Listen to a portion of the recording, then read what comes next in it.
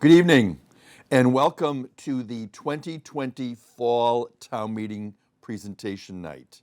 The purpose of this evening is to provide town meeting members and the public with an opportunity to receive video presentations related to various fall town meeting articles. In addition, we have a number of panelists joining us this evening who can also answer questions. Tonight is not for debate or deliberation by town meeting members, but rather it is part of the preparation for town meeting.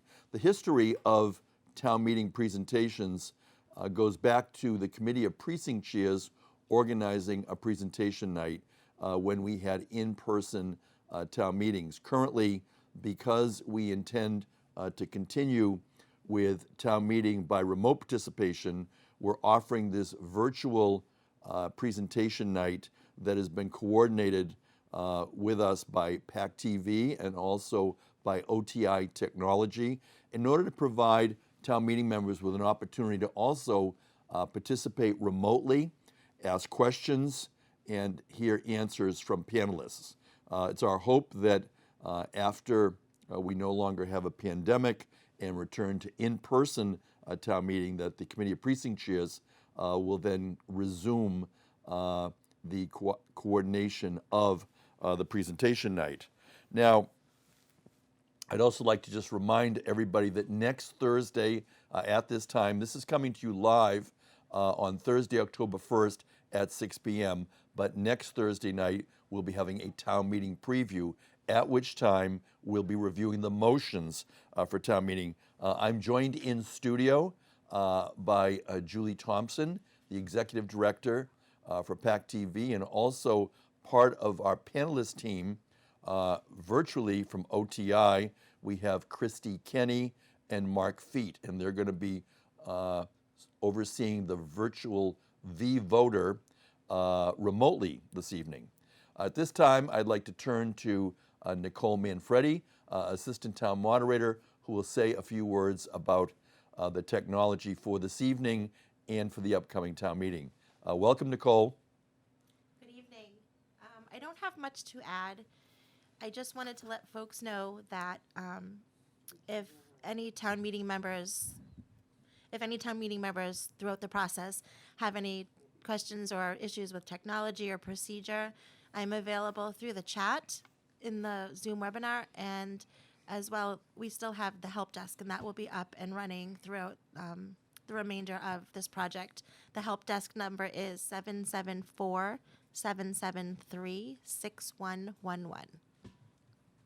Thank you. And speaking of the help desk, we're going to do a little bit of practicing on the voting before we begin with our first presentation.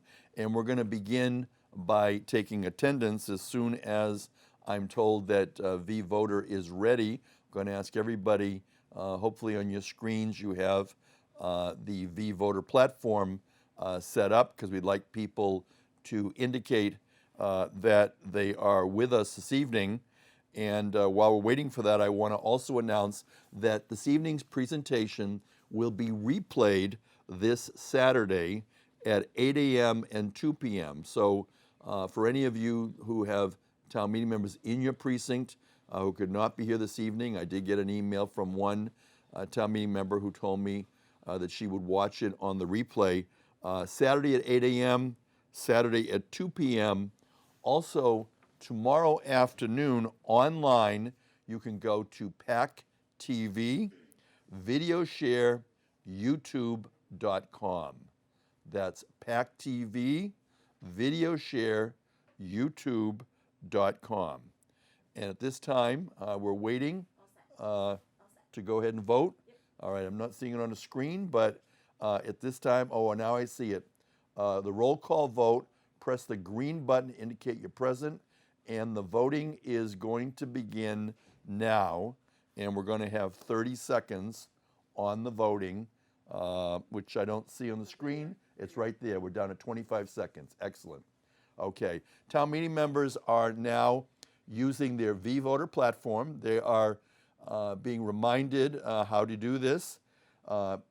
They just completed a town meeting a little over a month ago, And we're continuing. You'll see that the voting is ticking down, and they are going to indicate whether they're present. And we're going to scroll through the precincts to see how many town meeting members are present. This evening, we're going to begin to scroll through the various precincts. We have 15 precincts in the town of Plymouth. You'll see precincts 1, 2, and 3. We have 40 town meeting members present. And for those precincts 4, 5, and 6, and for any town meeting members who did not get registered, we're going a little bit fast. Okay, 1, 2, and 3. We're going to give them a little bit of time to see if they've been registered, town meeting members, and OTI will be showing us all of the precincts. There's 4, 5, and 6. And for those of you watching, you can see which town meeting members are attending the presentation night this evening. We still have precincts 7, 8, and 9. Certainly a much better response in attendance than we've had in prior years for the preview. Precincts 10, 11, and 12 are shown here. And we hope that town meeting members will again continue to join us. Precincts 13, 14, and 15. So town meeting members have an opportunity to see. We'll come back. We're taking a couple more votes. But at this time, the format is going to be, we do not have a presentation for every article. So on the morning of town meeting, we presumably will begin with consent agenda 1, which is articles 7, 10, and 12.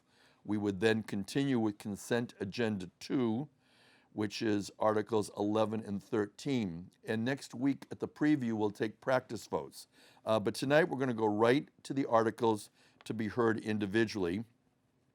On the morning of town meeting, we'll begin with Article 1, then 2A, 2B, 3, and this evening for our presentations, we're going to begin with Article 4A. We welcome the Fire Chief Edward Bradley, and this is regarding the communications tower. So enjoy the video, and if there are any questions from any town meeting members, you can click on the V voter to be recognized. We're going to go to the video for Ed Bradley on Article 4A. This is the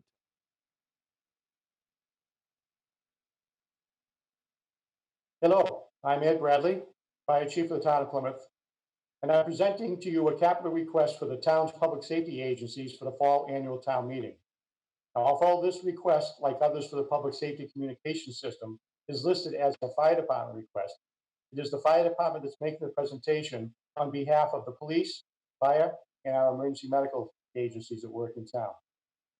Now, this fall annual town meeting capital request is to address a condemned and disassembled communications tower that was on the roof of fire headquarters at 114 Sandwich Street. At the urging of our insurance carrier, MIA, and the town and fire department management, the old communications tower that was roof-mounted at fire headquarters has been replaced with a temporary trailer-mounted communications tower that the town leases at this time. The original tower was disassembled and removed from the roof of the building. That tower had been compromised, and the concrete roof that it was mounted on was also deteriorated to the point that an engineering firm recommended removal of the tower after his inspection. The tower is critical to the fire department, the police department, and our EMS communications operation. The original self-supporting tower was damaged in a windstorm in the spring of 2018, which caused some torsional damage to the antenna structure. This damage weakened the antenna to the extent that continued exposure to wind-related storms could cause a collapse. And again, the base of that tower was bolted to the concrete roof at fire headquarters, concrete that had deteriorated due to years of a leaking roof that caused the structure and the concrete to deteriorate and cause concerns about the tower failing. Also, the collapse zone of the original tower encompassed some residential homes and businesses adjacent to the fire station at 114 Sandwich. An engineer's report from the town's insurer and FEMA, the Federal Emergency Management Association, condemned the tower based upon the inspection in its 42 years of service. Now, constructing a new communications tower at the current site at 114 Sandwich Street is not feasible for a number of reasons. One is the land at the current headquarters does not provide for adequate collapse zone. The second is installing it underground is problematic because of the contaminated soil at this site. It would cause a release during any excavation to put a new tower in. And installing it again on the roof would compromise that structure, and engineers from the town's insurance company has determined the roof cannot provide adequate support for the communications tower. The time is critical as the old tower has been demolished, and we are now paying $3,000 per month for lease of a temporary tower. The approximate cost for this new tower is $500,000. We already have partial funding from the town's insurance settlement of $240,160 that will be used towards this project. That money is already in the insurance recovery account. The fire department had an expert in the communications field and a vendor that is knowledgeable of our public safety communications network help us determine a suitable site that had the following criteria. We wanted it to be on town-owned land. We wanted it to be close or has town fiber optics on site for cost reduction reasons, and that has a higher elevation and adequate collapse zone.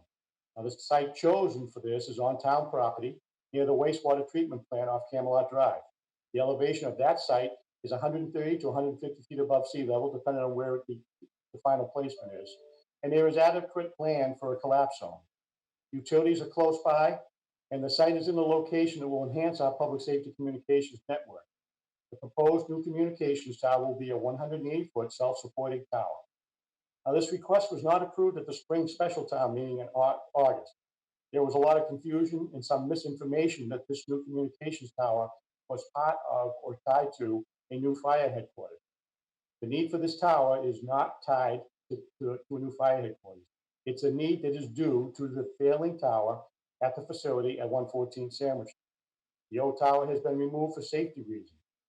The police, fire, and our EMS crews rely on a strong communications network with redundancy to protect the public and our employees. Currently, there is a gap in the network that only has been partially filled with the use of this temporary mounted trailer. A permanent solution is needed quickly. Thank you. Thank you, Edward Bradley, Fire Chief for the Town of Plymouth. Again, town meeting members, you have the opportunity this evening to ask a question of a presenter by using your vVoter video conferencing platform. I'd like to remind town meeting members that we have a number of materials available to us as we prepare. First, the report and recommendations of the Advisory and Finance Committee. This book has been mailed. If you did not receive it, you could check with Jeanette White of the Advisory and Finance Committee. This is the book that came to me through the recent mailing. And then today, we received an email with a supplement 1 to the report and recommendations of the Advisory and Finance Committee. And with that, also minutes by article of the Advisory and Finance Committee. And joining us on the panel tonight, we have not only Jeanette White, but the chair of the Advisory and Finance Committee, Kevin Canty. And just to check in with our panelists to make sure that's working, I'd like to go to Kevin Canty and just see if Kevin has anything else to add with respect to the materials that have been provided by him and his committee. Welcome, Kevin. So the only things I would point out to is if hopefully you Hello, I'm have Matt your Bradley, physical Fire Chief of the materials Town that of have Plymouth. been provided to And I'm you. presenting you with a In capital the request event for the that Plymouth you Fire have Department for not the received fall. the physical ones yet, a substitute could be found online on the town website under quick links, then town meeting information, and that will give you digital access to the report and recommendations book. It'll also give you digital access to the minutes by article document, as well as the supplement 1, which was just produced today.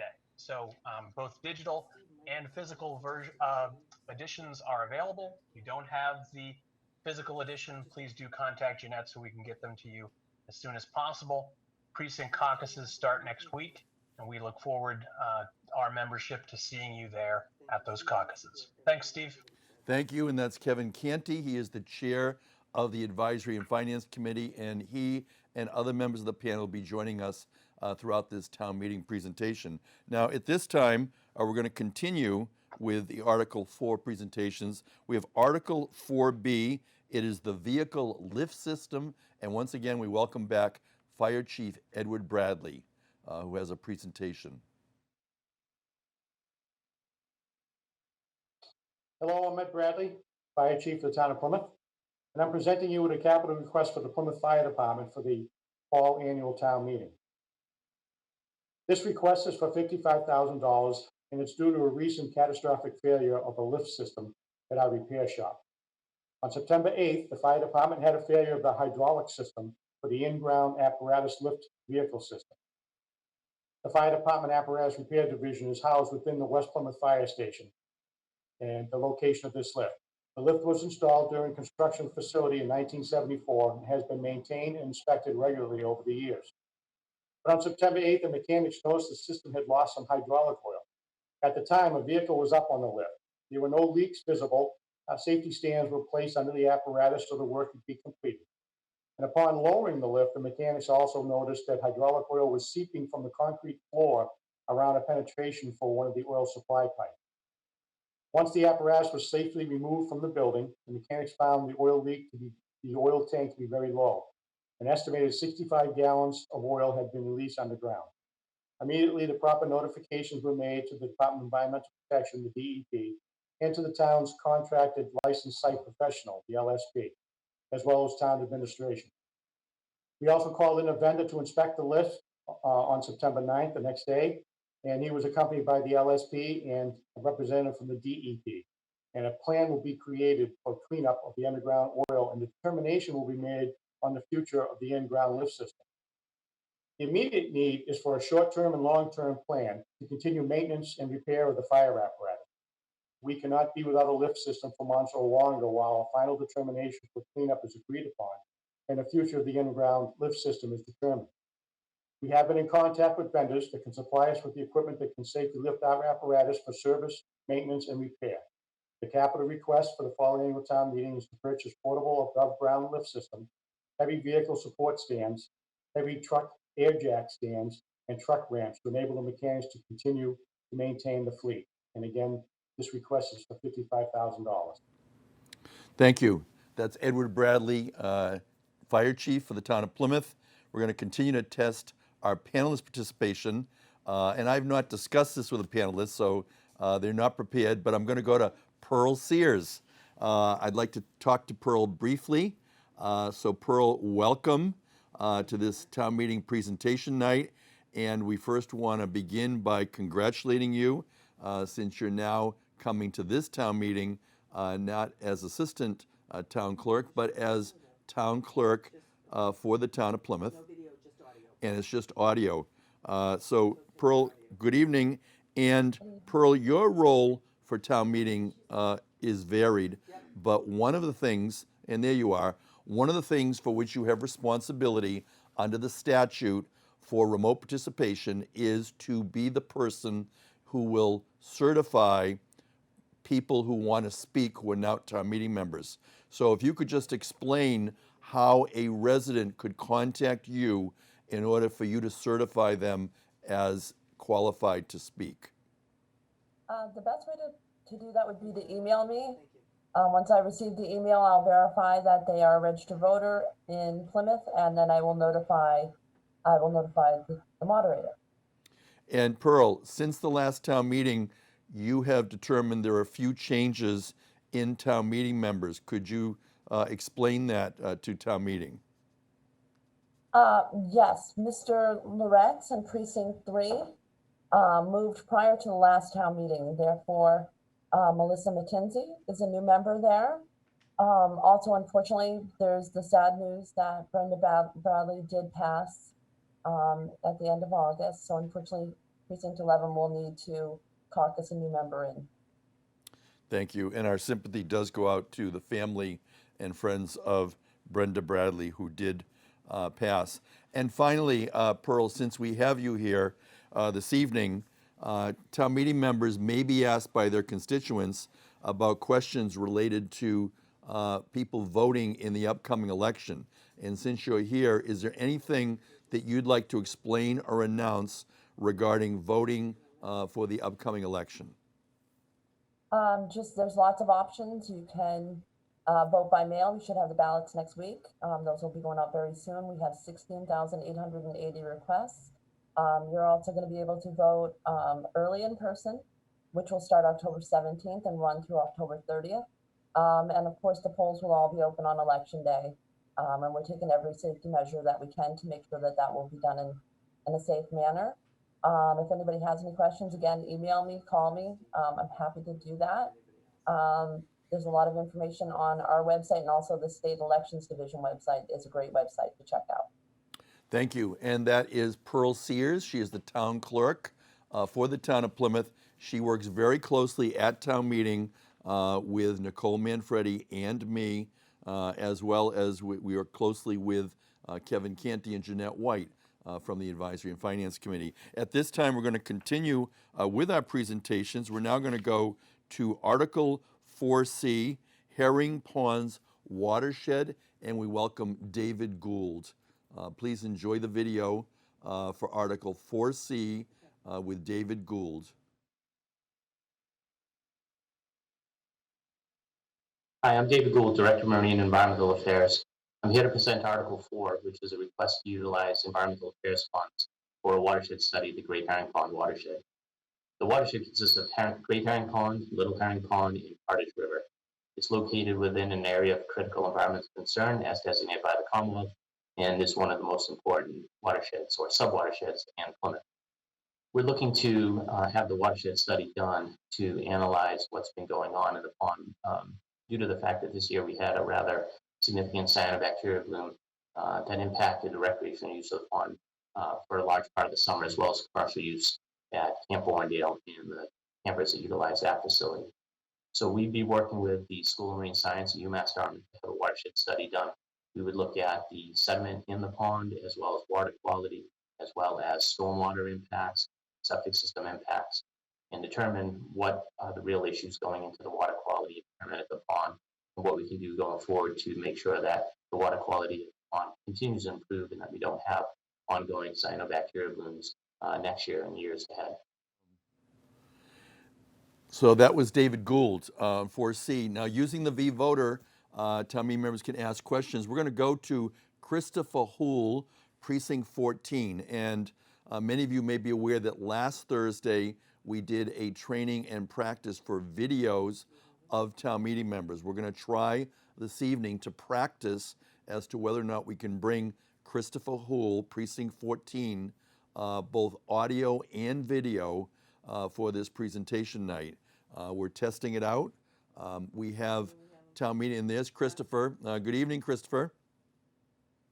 Go ahead. Thank you. What's your question? Well, first, I guess, is Mr. Gould on the call here tonight? He is. Okay, great. Thank you, Mr. Gould. Great, good presentation there. And I just want to start by first saying, I fully support the concept and idea to do a watershed study of this pond or other ponds for that matter. I guess the question that I have for you is, are you considering competitively bidding this at all to obtain other methods in particular for a watershed study? The problem that I have with what's laid out in the book is that it's approximately $80,000 for sampling. And, we did a similar study along these lines. The town did about a year ago. I think we voted on town meeting last fall. And can any results be pulled from that study that could be replicated in this case?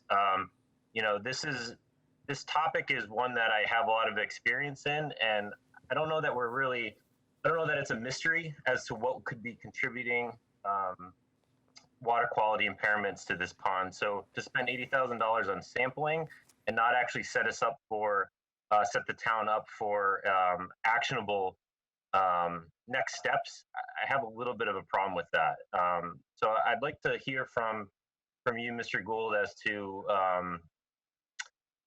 how you plan to put this plan into action if you do not plan to competitively bid it. Thank you. And that's Kristopher Houle, Precinct 14. And now we're going to David Gould responding. Good evening, Mr. Gould. Good evening, everyone. At this point, we're not considering that. We're considering going with the School of Marine Science. Do you know his They've title? done quite a bit of work already in that Do you know his watershed. title? As far as comparisons between this project and the one that was done at Bartlett. There's some significant differences based on the size of the watershed. Herring Pond watershed obviously has two ponds, as well as Carter's River. It's not just a pond like Bartlett, so there's some significant differences there.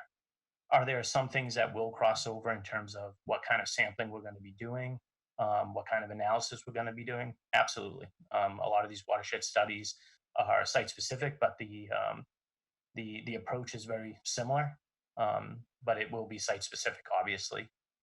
We've worked with SMAS quite a bit, and we're very happy with the work that they do. So at this point, we would not be considering going out to put it out to bid for other firms. I think we have an experienced group that's already very familiar with this watershed, and I think they do an excellent job. Thank you. And that's David Gould in connection with Article 4C. Kristopher Houle, do you have any follow-up question? Yeah, I mean, it's maybe not a follow-up question, but I guess I would encourage your team to consider, putting the information out there to the public in terms of bidding, because I think a lot of information can be gained from the studies that the town has already done and led to really set the town up for actionable next steps that could be funded through various grant proposals, et cetera. So let's just say the EPA/DEP 319 grant. You need conceptual level drawings to be able to go to an actionable, grant fundable item. So what I'm reading in this proposal is you're really just obtaining sediment and water quality sampling results, and not actually getting conceptual drawings, et cetera, that you could use for a grant application. So that's where I get really hung up on this, and it's not that I oppose the overall notion and goal of doing this study and improving the water quality in this pond. It's just putting the town in the best position to get grant funding. I would encourage you to think a little bit broader and maybe put it out to bid. Kristopher Houle. And again, we were hearing from David Gould, who is with the Department of Marine and Environmental Affairs in the Town of Plymouth. Also, we have another question. We're going to thank Kristopher Houle for participating. And before we go to the next town meeting member, I want to explain that at the last town meeting, we had requests and feedback from town meeting members about the need for video. So we're trying that out this evening, and hopefully it'll continue. What we're doing is all town meeting members come into the Zoom video conferencing as attendees. We have a few other people who are scheduled as panelists. When a town meeting member wants to speak, they are brought over from the attendee group to the panelist group. And our next speaker is going to be Precinct 12, Lawrence Delafield. So he says, cancel my request, so we're not going to bring him over. But the last thing I want to explain to town meeting members and the public is that the technology is still going to be subject to the vagaries of climate change and weather. And yesterday, we did our 67th COVID-19 update. And Select Board Chair Ken Tavares, who's with us this evening, knows that we had problems with some of the panelists, some of the bandwidth, and we were unable to complete at the end. And I understand that also people throughout the town of Plymouth at various places also lost either power or service. So whatever we plan to do is certainly going to be subject to power and technology, but we're going to do the best we can. And tonight we're going to continue with Article 4D, and that is the bypass at Jenny Pond. And once again, we welcome back David Gould. So please enjoy the video prepared by David Gould for Article 4D. Hi, I'm David Gould, Director of the Department of Marine and Environmental Affairs. I'm going to present Article 4, which is a request to utilize environmental affairs funding for the design and engineering of the Jenny Pond bypass. The bypass is part of the proposed dam repairs to the structure. This site is very tight and constrained due to the presence of the roadway over the crest of the dam, as well as Jenny Grist Mill being located immediately behind the dam.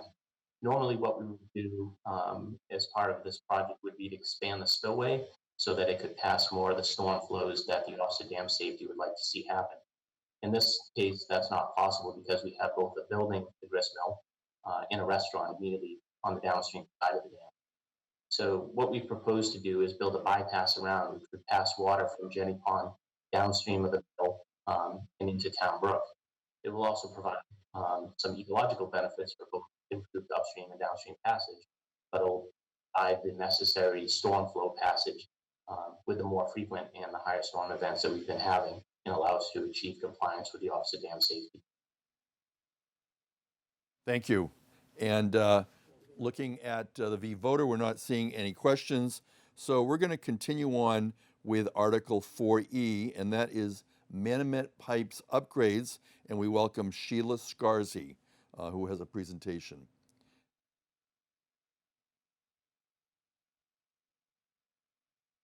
Hello, I'm Sheila Scarzy. I'm the acting town engineer, and I'm here to present the Manomet Pipe Upgrade Project. So we're going to queue up a PowerPoint presentation. So Article 4 is for $5.1 million for the proposed Manomet Pipe Upgrade Project. This project was not approved at town meeting in August, but it is critically important to improve system hydraulics and operational capacity in the Manomet pressure zone. This is why we are bringing this project back to town meeting in October for reconsideration. Next slide. So this $5.1 million project involves replacing approximately 20,000 linear feet of water mains throughout Manomet, as seen on this map. This equates to approximately 3.8 miles of water main upgrade. Next slide. We are proposing to upsize the water mains on the following streets: Bartlett Road, Brook Road, Manomet Point Road, White Horse Road, Priscilla Beach Road, Robbins Hill Road, Rocky Hill Road, and the Manomet Elementary School. These roads currently have cast iron water mains that range in size from 6 inches to 10 inches in diameter. With the exception of the Manomet Elementary School, all of these cast iron water mains were installed in and around 1933. So these water mains are close to 90 years old. Now, cast iron water mains have a tendency to tuberculate. Tuberculation is essentially a buildup of material on the inside of a pipe that restricts the carrying capacity of the pipe.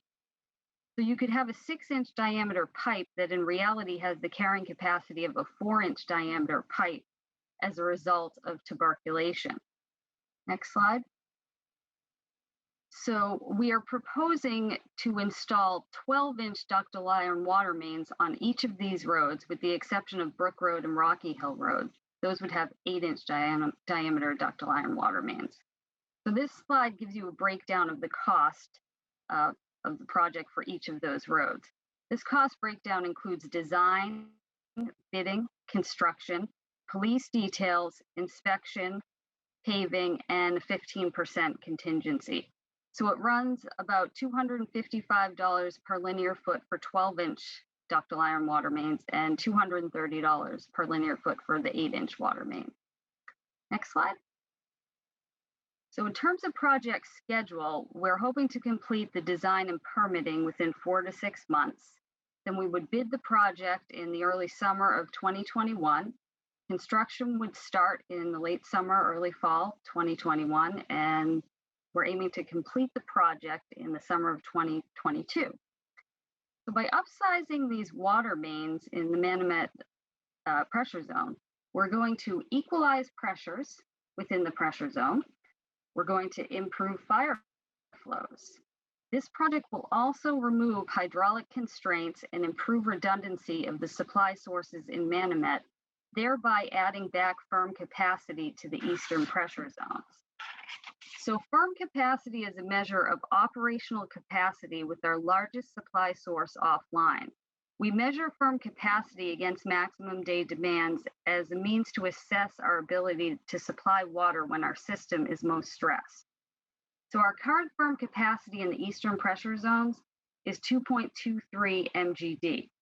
The current maximum day demand is 2.5 MGD. So we currently have a firm capacity deficit in the eastern pressure zones of 270,000 gallons a day.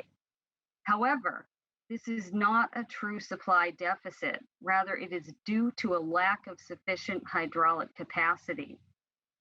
And that's due to those restricted cast iron water mains we're talking about replacing.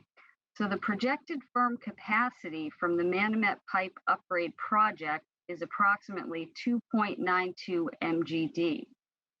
So this project would realize up to a 420,000 gallons a day firm capacity surplus in the eastern pressure zones. So in summary, the proposed upgrades to these 90-year-old water mains in Manomet will yield multiple benefits. As a result of this project, we anticipate lower run times at our wells, our tanks will fill faster, pressures will be more uniform, fire flows will improve, and we will add back firm capacity to the eastern pressure zones. It is with these benefits in mind that we ask that you support this important water infrastructure improvement project. Thank you. Thank you to Sheila Scarzy, and she is the current town engineer. And at this time on V-Voter, we have town meeting member Betsy Hall from Precinct 12. Good evening, Betsy. Steve, I have a question for Ms. Scarzy. One of the things that I find that I'm dismayed about is that there is, as far as I'm seeing, very little emphasis on conservation. I don't see a lot of education from the water department on encouraging people to conserve water. And I know that everybody's busy and that everybody has a job to do, but I would like to see much more conservation of water rather than increasing the amount of water use. And Betsy, before we get a response, you don't have your video on this evening, is that correct? Oh, I'm sorry, I didn't realize that. Now. So it's now all I right, think but I it wanted to should- now it should explain. start. I wanted to explain Okay, to town I meeting didn't realize members. that wasn't on. I There I didn't. am. I want to Okay. explain to town meeting members that having video for town meeting members will also depend on town meeting members turning on their video. So at this time, we're going to go back to Sheila Scarzy, and Sheila, if you can respond to town meeting member Betsy Hall. Hello, yes. I'm not sure you're aware, but we recently started a water conservation committee in the town of Plymouth, and they're going to be starting to meet very soon with the hopes of promoting more conservation in town.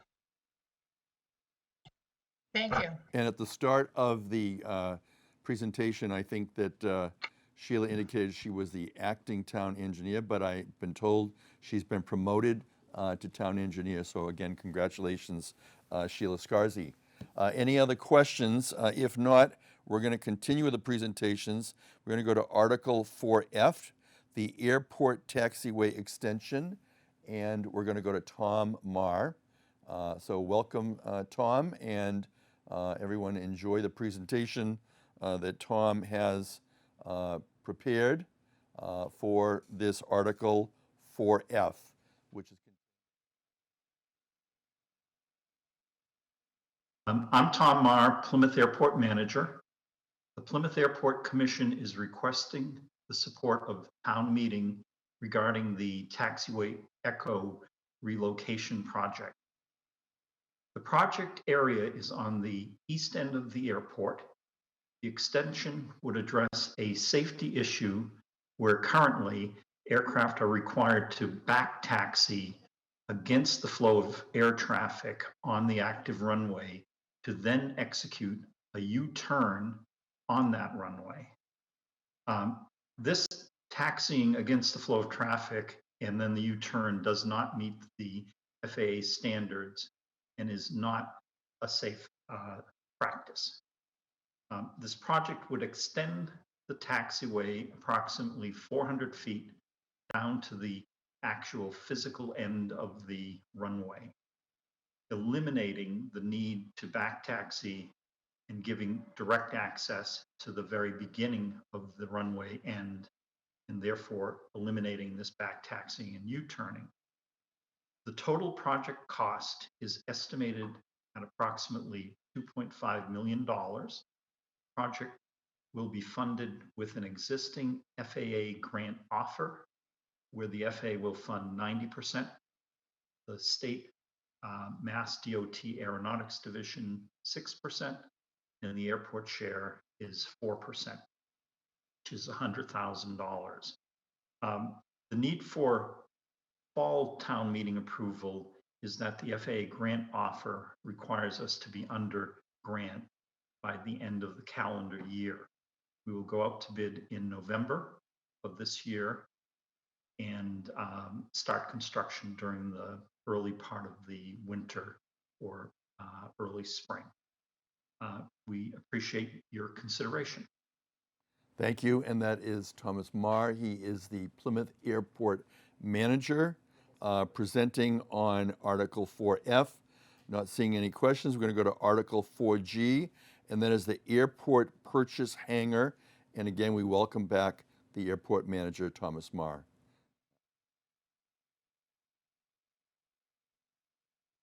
I'm Tom Maher, the manager of the Plymouth Airport. The Plymouth Airport Commission is requesting the support of town meeting regarding the acquisition of the Northwest 26 building here at the Plymouth Airport. This building is a small hangar that the Airport Commission would like to utilize for the storage of our snow removal equipment, and the owner of the building is agreeable to the concept of selling it to the Airport Commission. In this situation, the purchase of the hangar would be funded 80% by the Massachusetts Mass DOT Aeronautics Division and 20% from the airport share. In this situation, that would be funded through airport free cash and is estimated at our share as being $40,000. The Airport Commission appreciates your support. Thank you. And that completes the presentations for the Article 4 motions. And one of the first procedural motions that we'll be taking at Plymouth Town Meeting will be Mr. Canty moves that all business in all sessions of this fall town meeting be commenced and conducted remotely by means of the Zoom webinar and OTI virtual voting platform. And so at this time, as a practice for this evening, we're going to go to the V-Voter, and we're going to ask the people this evening to test their voting. We're going to do yes, no, or abstain, just to practice to see how we're doing. We've got a few town meeting members who are new. We've got another town meeting member who couldn't be with us last time, who's joining us for the fall town meeting.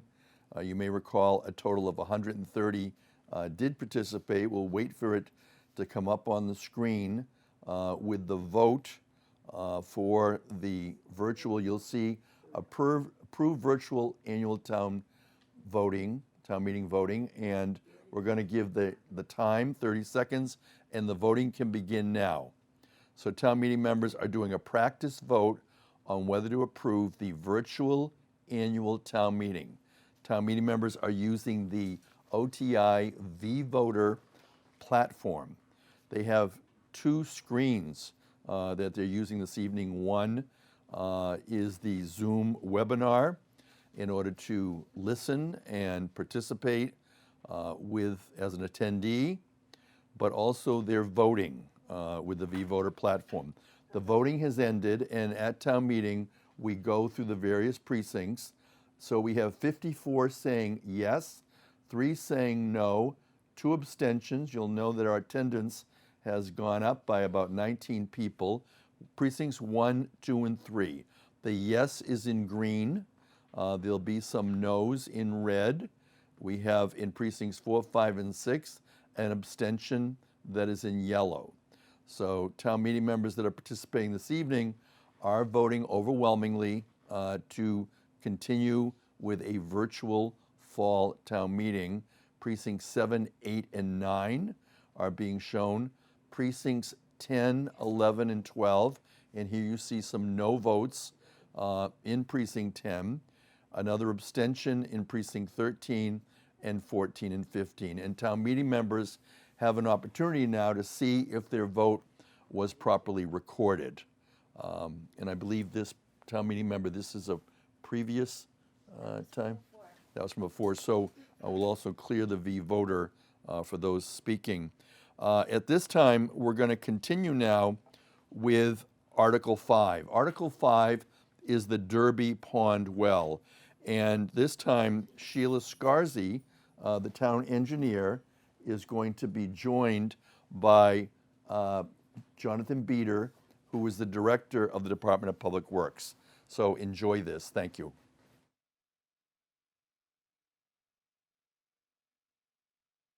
Hello, everybody. I'm Jonathan Beater, Director of Public Works, and I'm here with Sheila Scarzy, our acting town engineer, where we're going to be talking about Article 5.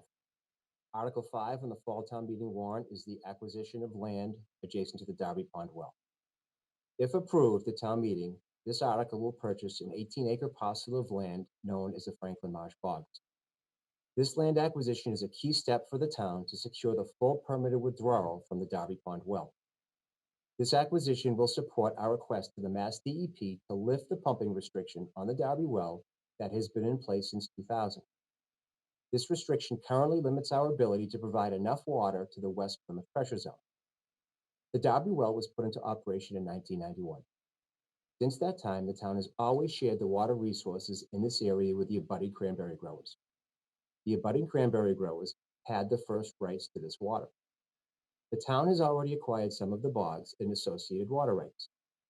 Now, Article 5 will allow us to work with the Mass DEP to lift the pumping restriction once this property has been acquired. Our Water Management Act permit. This permit is the state's regulatory tool that administers water supply. Derby Pond has a permitted withdrawal of 800,000 gallons per day. However, we never pump that much water. When the level of Derby Pond drops below the intake pumps servicing the bogs, we must reduce our pump run times by 50%, which is 4 hours per day. Annually, our average withdrawal per day has been under 400,000 gallons, half of what is permitted by the DEP. The Water Division works off a pumping maintenance plan that makes sure the system operates properly so we do not overpump the pond. But we need to make sure we feed enough water into the West Plymouth pressure zone, which, as everybody knows, which has been continuing to grow and has a high water demand all year long. The water system operates in a deficit under what is called a firm capacity scenario. Mass DEP requires water systems to be able to provide enough water during maximum day demand with your largest water source offline. This is a safety requirement of our Water Management Act permit. The town is regulated by the state as how we pump and run our water system. We must be able to provide enough water for potable use and fire protection all year round. At any given point, a well may be down for service, yield may be restricted for a variety of reasons, or even lost due to a contamination issue. It is imperative that we obtain this redundancy to handle demand in a variety of conditions throughout the year. This land acquisition is critical for your water supply to meet the day-to-day demands of the water system. As you can see from the slide here, the land that we're looking to acquire, which is highlighted in red, which is to the southwest corner of the map. This is the 18 acres of property we're looking to acquire. In the purple circle, that is the actual well, and it's in purple is the wellhead protection zone. This slide shows our purchase price of $800,000, which is based on an appraisal that was done in October of 2019.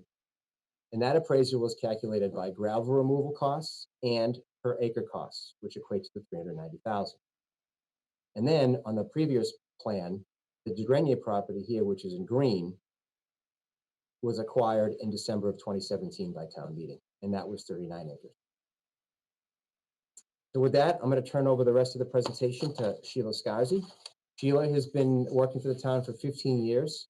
Prior to her being acting town engineer, Sheila was our water and sewer engineer. So Sheila has a ton of knowledge as far as the water system in your well. So with that, Sheila, floor is yours.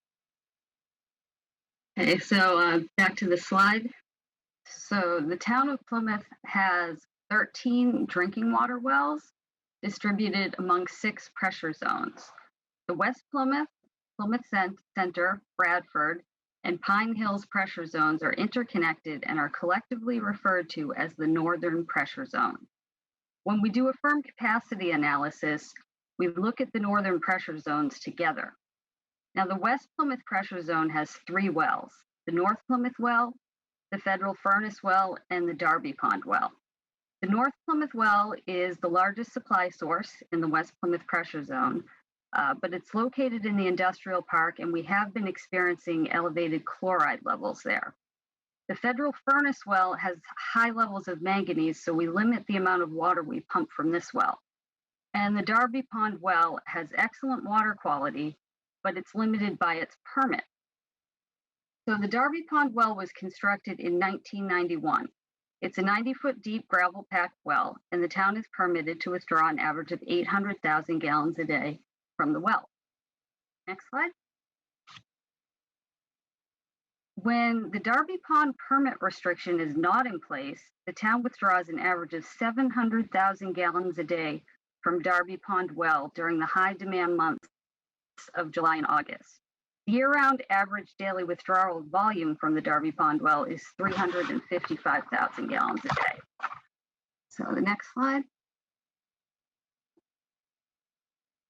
So the Darby Pond Well is permitted to pump up to 800,000 gallons a day of water. However, if the water level of Darby Pond falls below 121.5 feet, the permit stipulates that Darby Pond Well can only be pumped for 4 hours a day. This pond level restriction is in place to ensure that the cranberry bogs can draw water from Darby Pond at their intake structure. So we are able to yield somewhere between 200,000 and 240,000 gallons a day when we pump Darby Pond Well for 4 hours a day. So when we're under the pond level pumping restriction, we're essentially losing the ability to pump up to 600,000 gallons a day from the Darby Pond Well. By purchasing these cranberry bogs, there will be no active bogs drawing water from Darby Pond. As a result, the need for the pond level permit restriction goes away. So by purchasing the Franklin Marsh bogs and eliminating the pond level permit restriction, the town will be able to fully utilize the Darby Pond Well as needed. Additionally, we will address the firm capacity deficit in the northern pressure zones. The current firm capacity deficit is 170,000 gallons a day. Upon the elimination of the pond level restriction, the northern pressure zones are projected to have a firm capacity surplus of approximately 418,000 gallons a day. So by resolving the firm capacity deficit, the Plymouth Water Division can reliably supply potable water and fire protection to the West Plymouth pressure zone. This will increase the redundancy of the water system and will enable other wells in town to rest during periods of peak demand. Essentially, this acquisition is about the town gaining back the full permitted capacity of the Darby Pond Well, alleviating the firm capacity deficit in the northern pressure zones, and making a long-term investment in the future of this community by protecting the town's most valuable resource, its water supply. So it's with these benefits in mind that I urge you to support this land acquisition. Thank you, Sheila, very much. In conclusion, we're looking at a purchase price of 800,000, and of which we are looking to fund that purchase through a couple of different resources. One, we have 40R funds of 465,000 available. We also plan on using water retained earnings. FY19 retained earnings are currently at 1.29 million, and the finance director still needs to set those for FY20, and that's ongoing. We also have possible development mitigation that can go towards this project. Amazon of 200,000, plus there are other projects that are being proposed in West Plymouth that could go towards the funding of this land acquisition. But in closing, a new source would cost millions of dollars and take years to permit. and construct. Lifting the restriction on Darby is by far the most timely, feasible, and efficient option to improve water supply to West Plymouth. Once purchased, this property will be conveyed to the Select Board as water commissioners and shall be used for water purposes only. Thank you very much. And that's Jonathan Beater, Director of Public Works, who is joined by Sheila Scarzy, our town engineer. We have a number of town meeting members who have questions. We're going to begin with Precinct 2, Richard Serkey. Richard, good evening, and welcome to our presentation night. Go ahead, Richard. We can see you, and we're being told if you lean back, we can see you even better. But go ahead and unmute, and we'll listen to you. This is town meeting member Richard Serkey, who is called in on the Darby Pond Well, Article 5. So, Richard, you need to unmute. If you can look for the mute button and unmute. Because, go ahead, if you want to speak. He's still trying to unmute himself. I'm being told your screen might be too large. So we can't see the mute.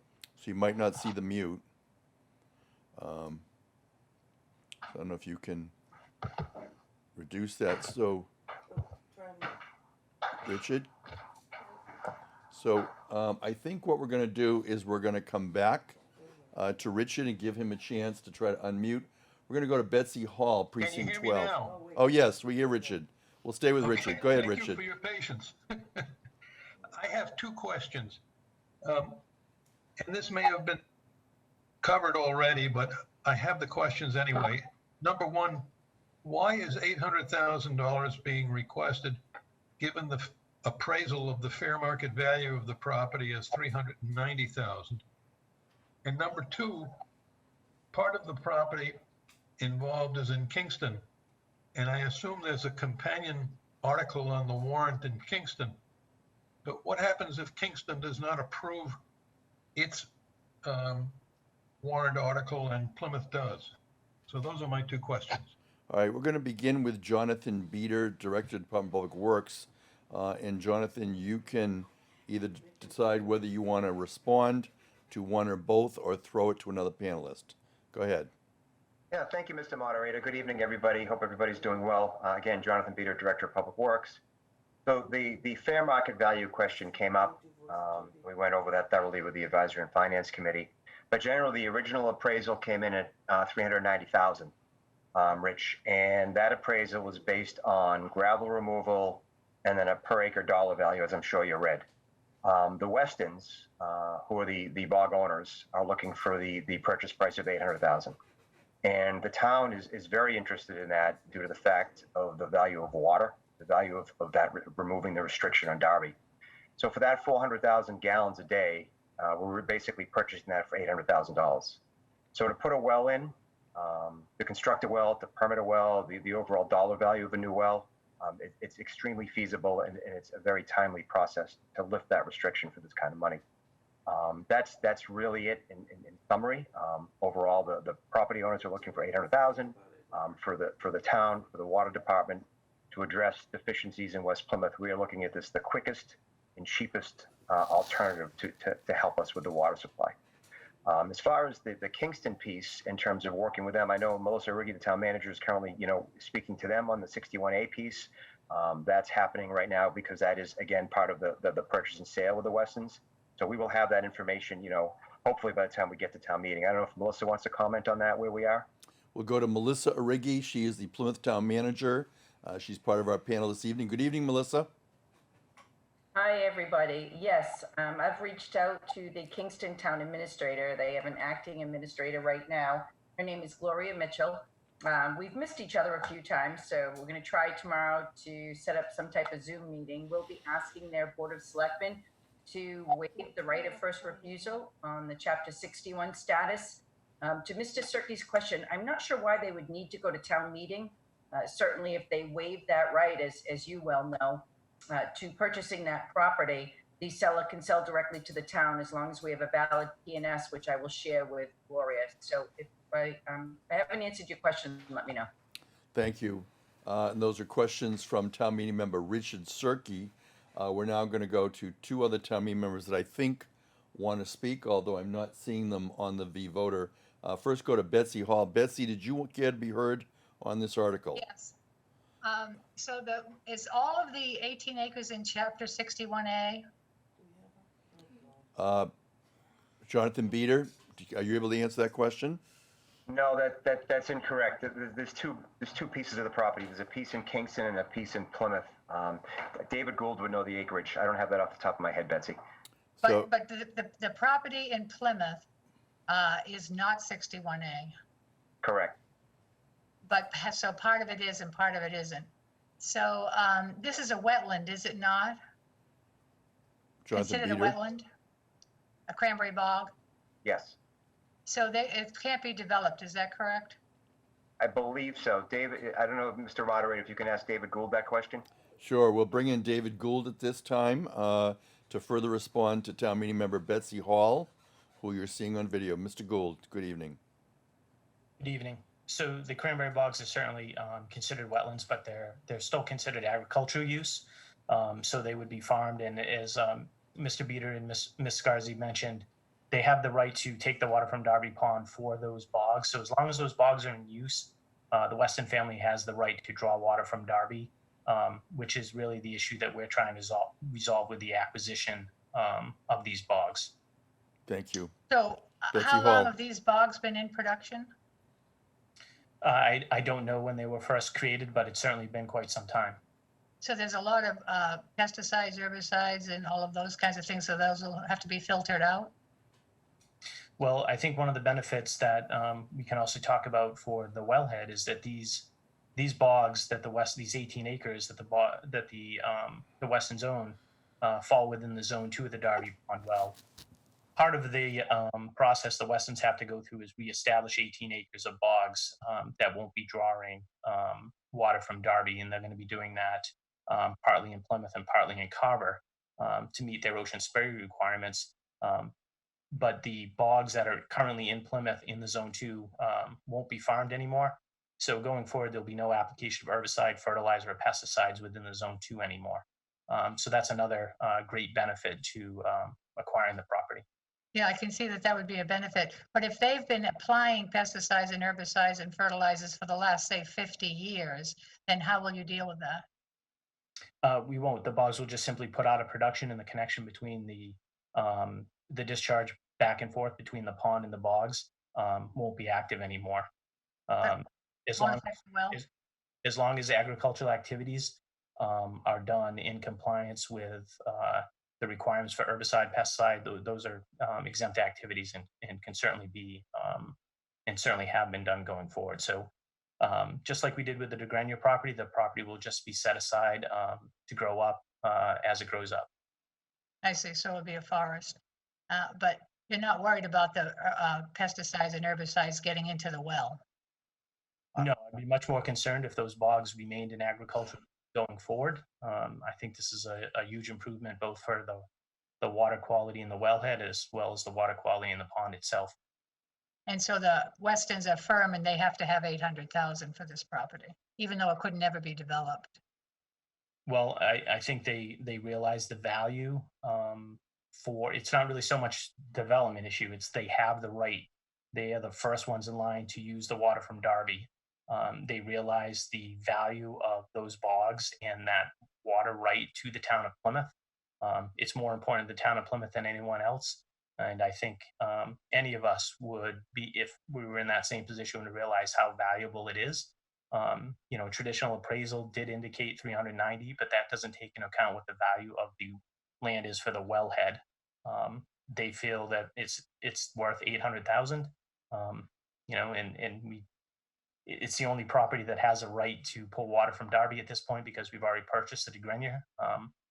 So they know the value of that land, and that's what we would need to pay to acquire it. Okay, thank you.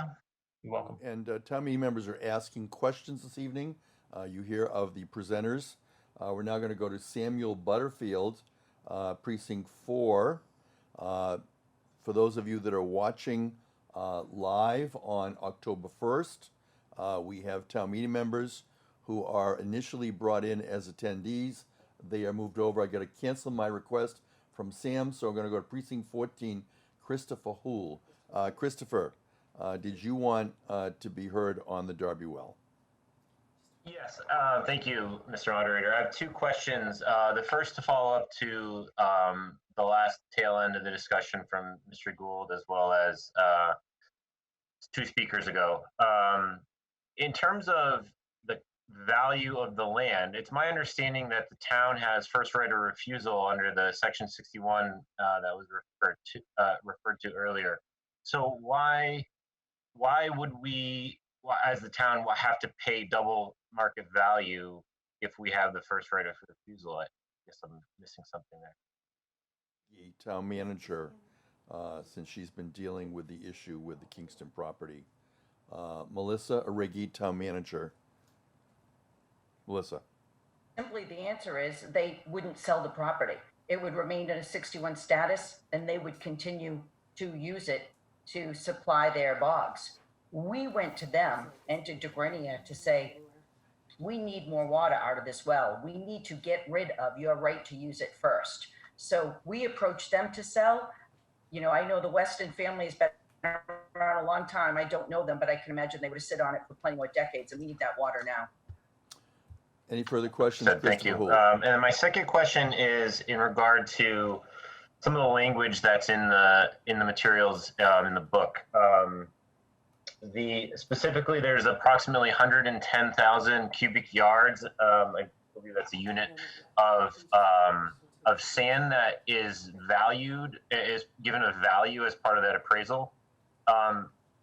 I want to question that in the sense that if the sand that is being valued is part of the cranberry bog, it is contaminated with pesticides and herbicides. That's a given, and I'm sure Mr. Gould could attest to that based on his experience with Marsh, Neal River.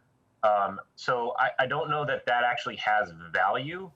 So I would question that part of the appraisal. I'm not sure that changes the ultimate decision point here, Mr. but Houle, if Mr. somebody Houle, could respond to that, I would appreciate it. I was going to say, we're not debating whether or not it's a good idea or not, but if you have questions, so we'll take that as a question, and we'll go back to David Gould initially, and we can also throw it to one of the other panelists if necessary. David Gould, any comments? Yeah, what Chris is referring to is there's a sand borrow pit adjacent to the bogs on those 18 acres. It's a sand borrow pit that they use to put over the vines to stimulate vine growth for the cranberry bogs. So it's not actually in the bog cell itself; it's adjacent to it, so it's upland. So there is no contamination in that sand. So there would be an opportunity for the Weston family, if they wanted to, in maintained ownership of the land, to sell that sand and gravel at that location. Thank you. Any further Thank you. questions, Mr. Houle? I'm not hearing from him. So at this point, I'm going to move on to Article 6, cyanobacteria sampling. And we do not have a video, so we're going to move. Actually, we do. And it's from David Gould once again. And so we're going to go to David Gould on Article 6, the cyanobacteria sampling.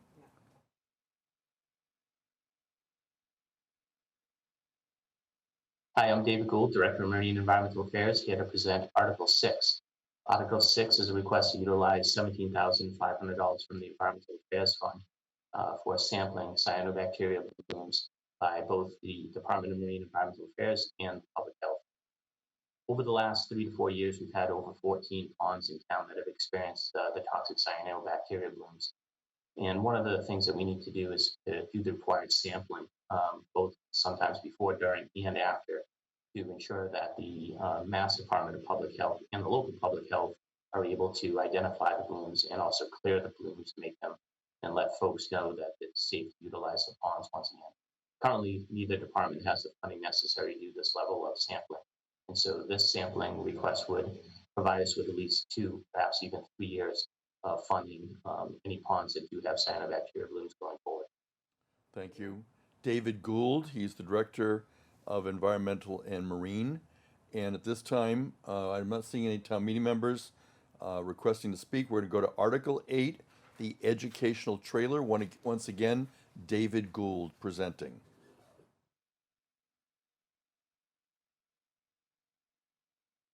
Hi, I'm David Gould, Director of Marine and Environmental Affairs.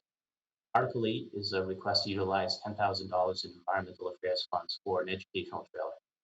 While this is clearly different than most projects that this department has undertaken, it's one that was initiated by the staff and developed similar to what was done or is done down in the town of Barnstable. The town of Barnstable has an educational trailer that they've utilized for quite some time, and it's been very successful in educating the public, especially children, about local fish, birds, and wildlife. And ours will be very much modeled on that approach. So we'll have skeletons and taxidermy and other educational exhibits that we're able to bring around to different sites in town. We've been able to raise just under $8,000, $7,900 in funding towards this project. And the $10,000 would allow us to complete the project and acquire the trailer and get all of the displays ready and mounted and ready for us to be able to use going forward. And so that is a request. Thank you, David Gould. And we don't have any questions. We're going to go to another vote now, another practice vote. Mr. Canty moves that the adjourned session of this fall town meeting be held remotely on October 19, Monday, October 19 at 6 p.m. Town meeting members are going to be given another opportunity to vote as to whether or not to have an adjourned session on the Monday following our Saturday session. The adjourned session, yes, no, or abstain. You're going to have 30 seconds in which to vote. Voting begins now. Town meeting members are going to use the V-Voter platform tonight as well as next week at the town meeting preview and at town meeting. We're doing this because although many successfully voted at the summer town meeting, we do have some new town meeting members as well as a few town meeting members who are unable to be with us in the summer.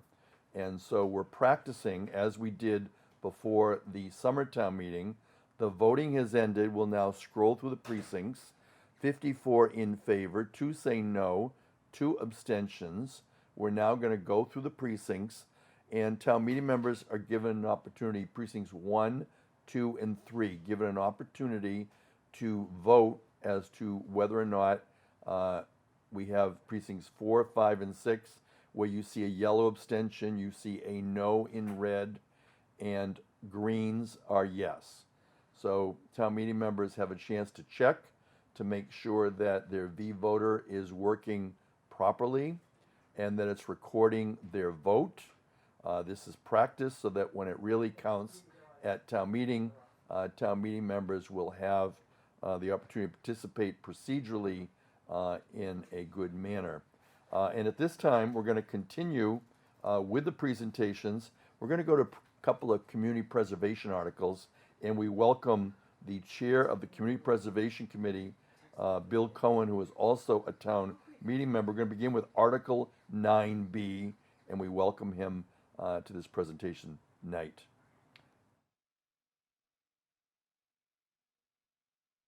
Thank you. Bill Cohen with the Community Preservation Committee. Today we'll be presenting the Community Preservation Committee's recommendation to fall town meeting, which is Article 9B and 9C. The committee will present 9B first. Article 9B is a recommendation to town meeting for the acquisition of 34 acres more or less. This acreage is located on Russell Mills Pond off of Long Pond Road, south of Camelot Park. This land is critical in protecting the water supply in this area of Plymouth. Eel River flows through the Russell Mills Pond on the way to Plymouth Harbor. Over the last 25 years, there's been an enormous amount of effort with federal, state, and local funding to preserve the water supply coming from this part of town, from the Eel River. It feeds Plymouth Harbor. It's the largest freshwater contributor to Plymouth Harbor. Keeping Plymouth Harbor clean, keeping our drinking water supply clean is critical for the town of Plymouth for economic reasons. Also protecting this forest as a buffer from a highly commercial area to the north and to a residential area abutting this parcel also. So it not only plays a significant role in protecting the environment, it protects a residential area from a sprawling commercial area. And it also sets up a very nice network of trails through the area. Over the years, the Community Preservation Act has recommended to town meeting the acquisitions of a number of properties in this location. This piece would be critical in that network of trails. The parcel appraised for $117,000. It's owned by a family here in Plymouth. We have been talking to the family for a number of years. At this point, the family is resolving an estate. We had it appraised as the state has to look at values in terms of how it can convey those properties. The appraisal came out at $117,000, and that is the recommendation to town meeting for the CPA fund for open space, $117,000. Now you can see the parcel here, it's outlined in blue, and you can see how it directly sets up against Russell Mills Pond itself. More importantly, this 38 acres has a significant example of pine barren forest with many different endangered species and different elements that are associated with the pine barren forest. That area and that acreage does set up not only a cone of influence in protecting Russell Mills, but also buffers some of the industrialized activities that are heading to the north as you get towards Exit 5 in the highway in Camelot Park. You can see there's a solar field over here. This blue area is currently under controlled and owned by the County of Plymouth. It has been put out to bid for sand and gravel removal.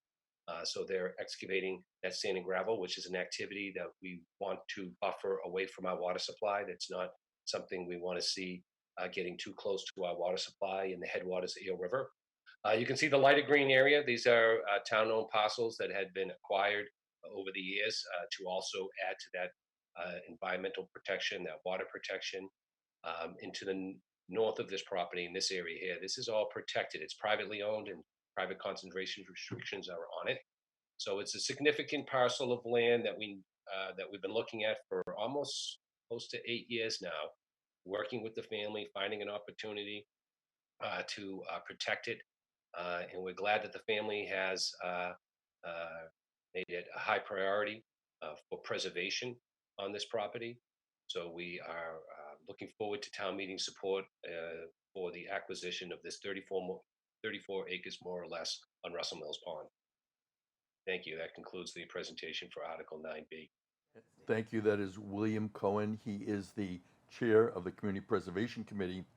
And for this town meeting, we are bringing in town meeting members from the attendee group to the panelist group. But we have to ask town meeting members that when you have asked to be recognized as a speaker, it's important that you be quiet and not speak when you've been brought in. At least one of the town meeting members was heard talking over the presentation because the town meeting member was speaking during the presentation. So if we're going to do this and bring you in on video, we need town meeting members to understand that they can't be talking when someone else is speaking. And with that, we're going to go to Richard Serkey. Richard, welcome back. Thank you, Mr. Moderator. I think Mr. Cohen answered my question because in the materials, I did not see any evidence of an appraisal. And he said that the property had appraised for $117,000, which is the amount sought. Just looking ahead in order to try to save time, I'd like him to keep that same issue in mind when he gets to 9C because there was no appraisal supporting that. But he answered my question with respect to 9B. Thank you. And if there are no other questions, we're going to continue on now with Article 9C. And once again, we have William Cohen, Chair of the Community Preservation Committee on 9C.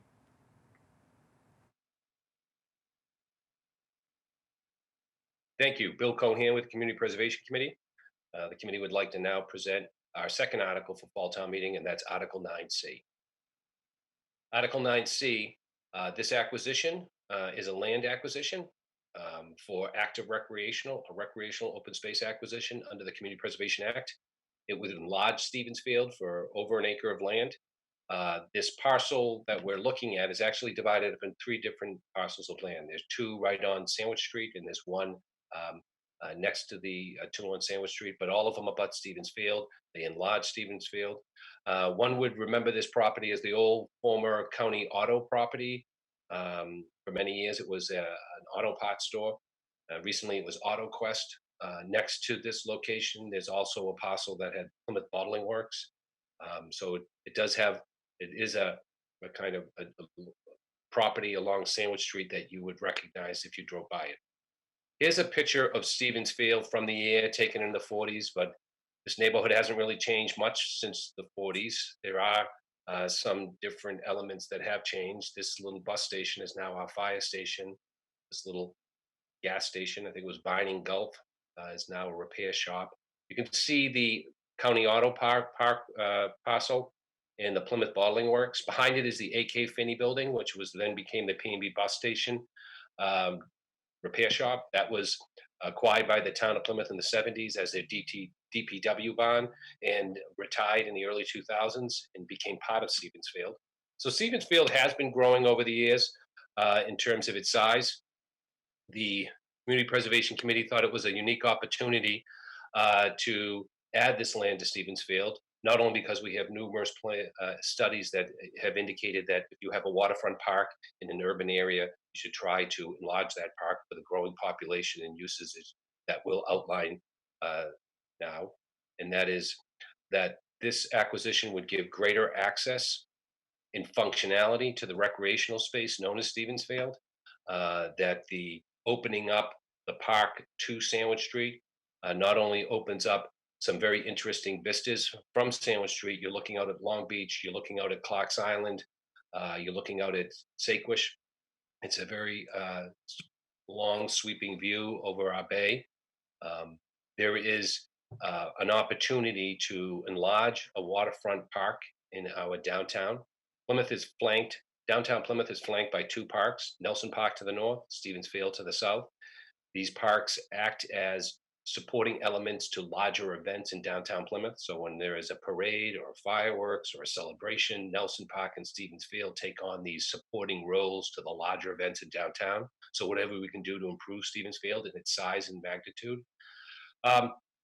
There are issues that the Community Preservation Committee has noted. As many of you may know, in recent years, we've come to town meeting looking for money for planning a new Stevens Field. That planning process has been completed. We've put money aside for that construction. During the permitting process, we did note that Stevens Field was experiencing flooding during the winter months.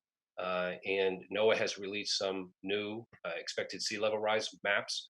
The thought was that rather than trying to raise the park and build expensive ball fields and basketball courts close to the water and tennis courts and playgrounds, that we move that infrastructure away from the water, saving the town the cost of trying to build so close to the water and compensating for that by looking at opportunities to buy land that would help balance that equation as we move back away from the water, that we look at opportunities where we can buy land at a higher elevation.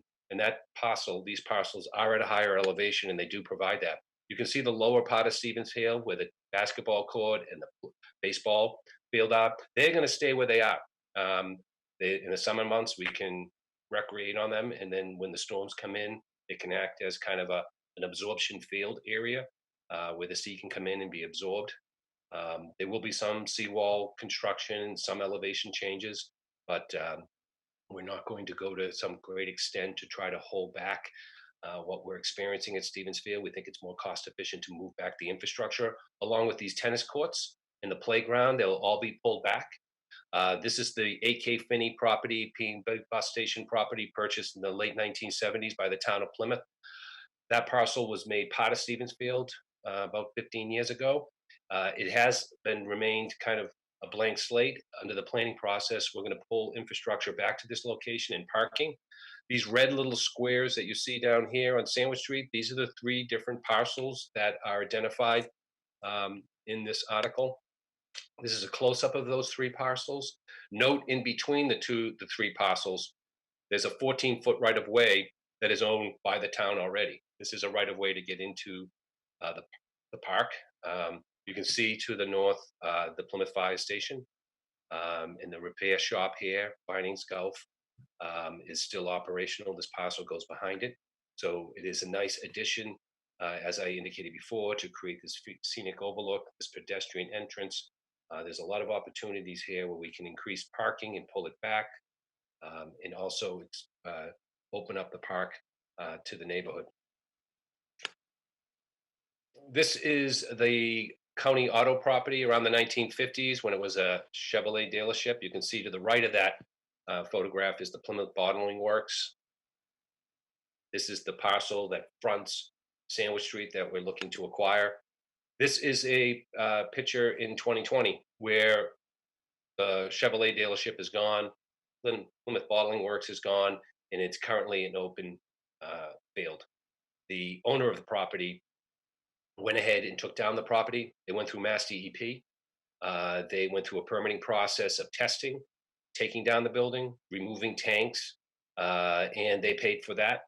They're currently on record for those activities. It was noted that there is some additional cleanup that is required at the site. This vote of town meeting to set aside $390,000 for the acquisitions of the 3 different lots would be contingent on the town buying the property as Mass DEP has determined it to be clean. So we won't be buying if it is not clean to their satisfaction. So we continue to discuss with the owner the final cleanup activities that will be required before we purchase the property. But there's been a significant amount of work done so far. The building's been taken down, tanks have been removed. There has begun a significant cleaning process. The next slide is looking towards downtown Plymouth, towards the fire station. You can see across the street the old Hollow Fort House, the Hollow House, where it is now sitting there. Dates from the 1670s, and for the first time in quite some time, it now has ocean views because these buildings have been taken down. You can see the vistas that have already been created. This is standing on the property looking over Stevens Field. So this is the view you have looking out at Long Beach. The view sweeps to the left where you can see Clark's Island and the lighthouse, and at Sakewish Head, and out at the Garnet, the lighthouse at the Garnet. So it has a really nice view from that vantage point. This is the ball field itself. The ball field will stay in the vicinity where it is today. There'll be some repairs to the park under the new plan, but it will, and you're seeing this in other cities where waterfront parks are being designed to be accommodating for the population during the summer months, but during the winter months where we're going to see surges, that the park act as an absorption area. And right now the town of Plymouth is involved in a municipal vulnerability program grant process where Commonwealth is asking towns to examine opportunities where they can pull back infrastructure. There's actually grant money available under that process. The town of Plymouth is on record with its new plan to address these issues. So we're now eligible for grants that would help us move back infrastructure. We'll be looking into that process to help with the construction of Stevens Field. This is the original plan that was proposed. After a few years, we came to the conclusion that we needed to move more infrastructure back. So there was a revised plan put together. You can see here in the revised plan, we've pulled back the parking, we've pulled back the tennis, we'll pull back the playground, and again, the ball field and the tennis courts will stay where they are currently. But you can see in the next slide, you'll see the 2 yellow spaces. Those are the land we're buying on Sandwich Street. So you can see how it sets up a nice connection to Sandwich Street where we can have pedestrian entrances, scenic overlooks, expanded parking. This will help improve the functionality of Stevens Field. And as we move forward on the plan to rebuild Stevens Field, it will be done in a manner where we maximize the use of these parcels that we're looking at the acquisition. Currently, right now, the Department of Marine Environmental Affairs has gone through a permitting process to begin the construction. This fall, late this year, they will begin demolition, and hopefully in the spring, we'll begin construction of the new Stevens Field. That concludes my presentation on Stevens Field. I hope town meeting supports Article 9C. It's a unique opportunity to enhance the qualities of this waterfront property right on Plymouth Harbor. This is the final shot of Stevens Field. This is the moon over Stevens Field as it sets behind the Pine Hills. And again, that concludes our presentation on Article 9C. I hope that town meeting supports this article. It's a unique opportunity where we can increase the size of a park on our waterfront, giving access to the residents to a growing community where waterfront access is not readily available. Also planning for the future by building a new park, pulling back our infrastructure, and utilizing these new parcels to address those issues that were outlined in the article. We hope that town meeting supports the article. Thank you for your attention. And thank you. That's William Cohen. He is the chair of the Community Preservation Committee. We now have town meeting members who have questions, and we'll be continuing with this article. We're going to begin with Precinct 4, Virginia Davis. Welcome, Ms. Davis, to this presentation night. We're bringing her in as a panelist. She initially came in as an attendee, and there she is. Good evening. Her mic's off. And you need to unmute yourself, Virginia. So we. Oh, wait, there you go. unmute myself. Yeah, you're good. We can hear you. Okay, thank you. Can you hear me? We can, yes. Okay. Basically, I just wanted to compliment Bill Cohen and all the work he's done for this.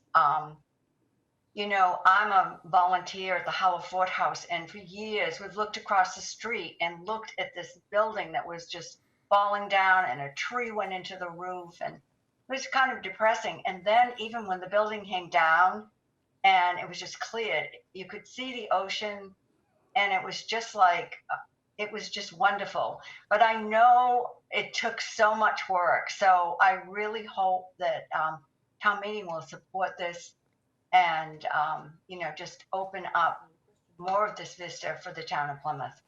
Virginia Davis, thank you. Precinct 4, commenting on the presentation, and Precinct 2, Richard Serkey, on this article. Mr. Serkey, welcome. Can you just confirm that you have an appraisal that supports the price of $390? So we're going to bring in William Cohen. He's going to be brought in as a panelist, answer a question for Richard Serkey, town meeting member. He asked about an appraisal supporting this proposal. And he's joining us. We're moving him in as a panelist from the attendee. And he is the chair of the Community Preservation Committee. Town meeting members are reminded, if you have further questions after tonight, you can contact Melissa Arrighi. She is the town manager or a department head, and she and the department heads will get back to you. And I believe William Cohen is now with us as a panelist. Go ahead. Good evening. I see. We can hear you. Go ahead. Hello, Bill Cohen with the Community Preservation Committee. Yes, Richard Serkey, we have an appraisal, and we went through the appraisal process with the owner. We engaged the owner, and the owner and the committee mutually agreed upon an appraiser. The appraisal was Landbest. They went ahead and did the appraisal, and that's what we got to. We determined the value to be the asking request of the article. We will make both appraisals for 9C and B available through the clerk's office if anybody wants to see those appraisals. But both articles are based on appraisals, and that's what the request is based on. Thank you very much. Thank you. And if that don't have any other questions, we're going to now go to our final vote of the evening. We're going to practice once again. It's going to be a motion to adjourn, and after I will have a brief closing. But first, we're going to call up the voter on a motion to adjourn, so town meeting members can practice one last time this evening. Any of you that are having challenges with the voting, if you can get in touch with Assistant Moderator Nicole Manfredi, if it's regarding equipment or any other issue. Again, this presentation night will be replayed on Comcast, Channel 15, Verizon, Channel 47. It'll be Saturday on 8 a.m. to 2 p.m., Monday at 8 p.m. You can also see it online tomorrow at PACTV Video Share on YouTube.com. and that is for all of tonight's videos on the presentation night. You have a number of opportunities. If you came in late, we're waiting for the V-voter to come in so that town meeting members can vote to adjourn. Again, a reminder, next Thursday evening, we have a town meeting preview. It'll begin at 6 o'clock. It'll be an opportunity for us to go through all of the motions, any amendments. But first, we're going to vote to adjourn, and then we'll return briefly. Going to ask town meeting members to vote. You'll see the time is there, and you can now begin your voting. Town meeting members have 30 seconds in which to vote. It's an opportunity for them to practice the voting that's available to them. And town meeting members will be voting on whether to adjourn this evening's presentation. And you'll see the voting is going down. Precincts will be shown on the screen. And here at town meeting presentation night, the voting has ended. And we're now going to see the votes. And I have my little friend here. This is my daughter's and her wife's dog, Nala. She's been here this evening coaching me. And she is a Chihuahua. She was a rescue dog. She's been in the studio throughout this evening. And she's here as we go through the precincts. Precincts 1, 2, and 3. You'll see them scrolling. Precincts 4, 5, and 6. You'll see 61 voting in favor, 1 abstaining. So we have 62 town meeting members who are joining us this evening. And we're continuing on with the voting. I see that one town meeting member looks like she wants to speak. Did that just come up? So we'll just ask her a question. If we can bring in Betsy Hall to see if she wants to be heard before we close this town meeting presentation. Betsy Hall is with Precinct 12, and she's using the V-voter. You'll see all the other town meeting members have voted through all the precincts. So if we can bring in Betsy Hall. Betsy, did you have a question? Yes, I have a procedural question. I would like to have all of the items in Article 4 voted on separately, items A through G. How do I make an amendment for that type of a request? I will take that under advisement. We're going to have a motions meeting next week on Tuesday morning, and you can send me an email as well. And I encourage any other town meeting members to email me or call me if you have any other procedural motions that you'd like to make. And we'll go over them all next Thursday night at the preview. Okay, thank you very much. Thank you. That's Betsy Hall. And again, thank you to PACTV, to OTI on the V-voter platform. Thank you to Julie Thompson here and her staff in studio, Nicole Manfredi, Assistant Town Moderator. And this completes the presentation, and good evening.